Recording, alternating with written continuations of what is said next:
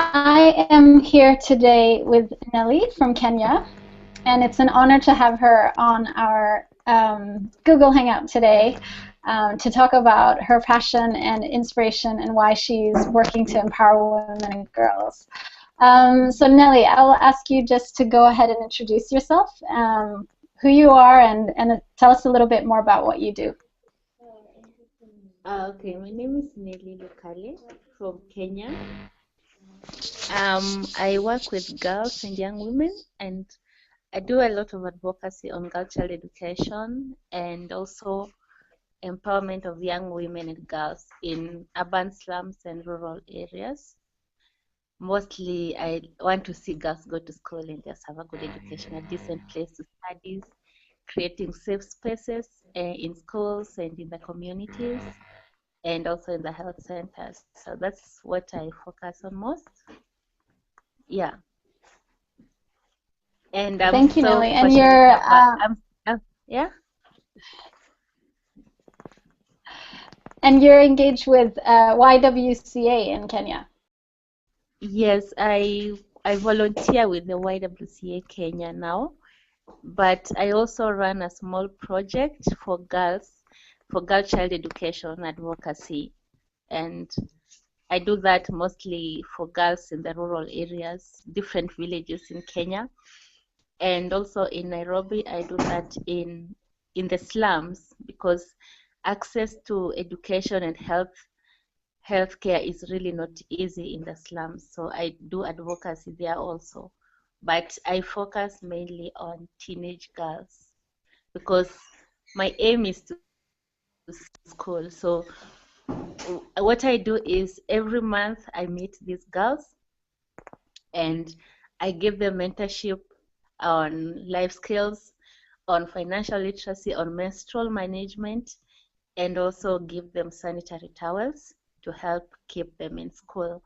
Because in Kenya, so many girls from poor families, don't go to school every month because when they have periods, it's expensive to afford sanitary towels, and some of them don't want to improvise because they think if they go to and they mess up their clothes, then boys will laugh at them or the teachers will not be so kind to them, and the uh, facilities in schools are also not so friendly to girls. So they just choose to stay home. So what I do is after talking to them, I give them sanitary towels and soap and panties to make sure they stay in school. So that's what I do right now. Fantastic, Nelly. Thank you so much for sharing. And all of this, I mean, you mentioned a few of the challenges that teenage girls face in Kenya, but why did you decide to become an advocate for these girls? Because I'm a survivor of all that. When I was growing up, it wasn't easy for me to access all these services, like going to a health center and you're not treated well because you're a teenager and they just, if let's say you have an infection, maybe you got it from using a dirty cloth as when you have your periods, then you have an infection. And when you go to the health center, they'll just, they don't even listen to you. They just think you are sleeping around with men and now you have an infection. And they never give you school because of not having sanitary towels. So I know what these girls are going through. And I say to myself, I will not sit and see these girls go through what I went through. So I have passion about that because I went through the same when I was growing up. And that's why I work really hard to make sure even our government uh, make towels affordable to everyone, or they provide some for free to the girls. So I really, really want to see it happen, and I believe it will happen. That's why I really work on it day and night, and I just want to see every girl happy and enjoying school and not missing school.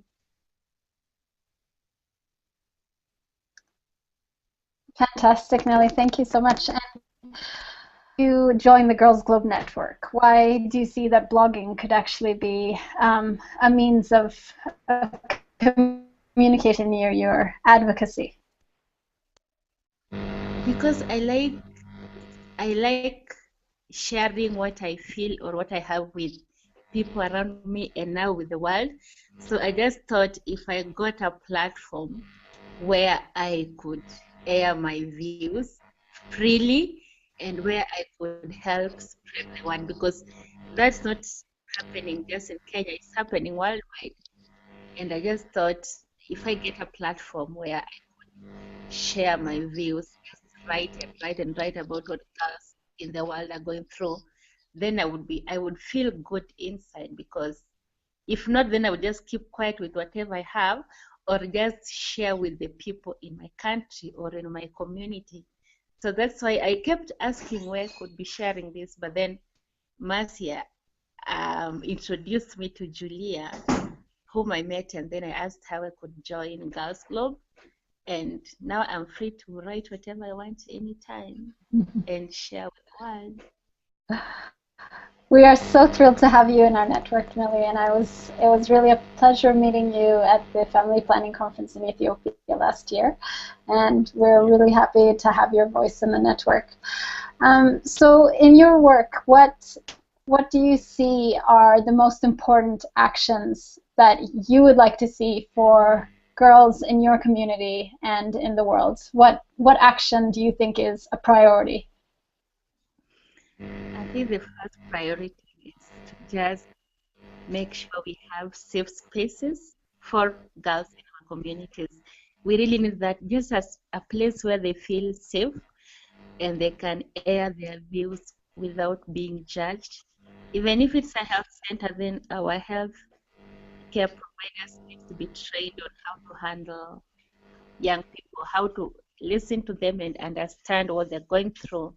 Even if it's in schools, schools need to provide a space where girls can go. Maybe they meet every once in a week and just talk about what they're going through with the trained teachers, not just any other teacher.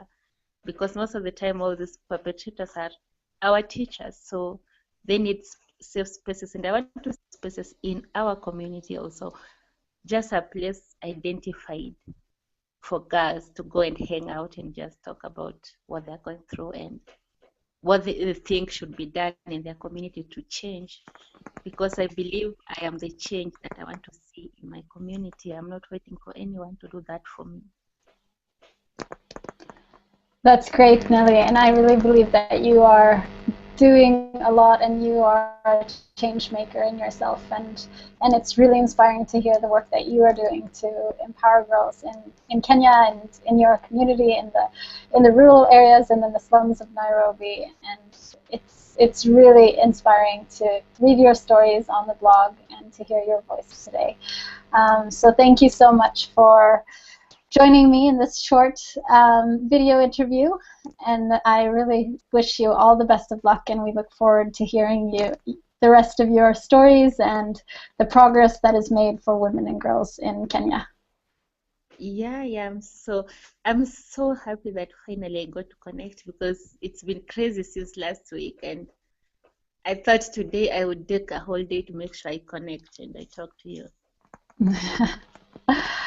I'm glad we made it despite the technical difficulties. Thank you so much, Nelly. Thank you, and I hope next time I will have a working computer. Don't worry, I'm going to get one. So next time it will be good. It will, I'm sure. Thank you Thank so you. much, Julia.